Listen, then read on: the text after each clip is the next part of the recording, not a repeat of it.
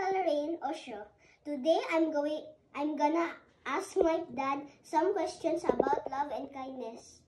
First question is, how do you show love? For me, I'm showing my love not just through my words, but through my actions. Okay.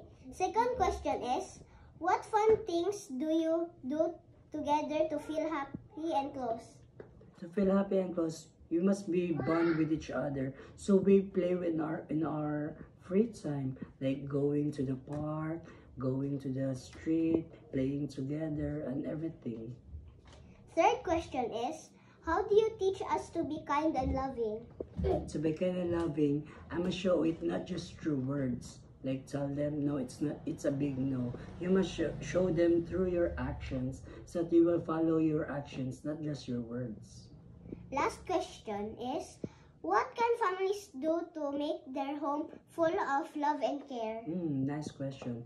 To be full with love and care, you must be into one company, like praying together, because when we pray together, a family that prays together stays forever.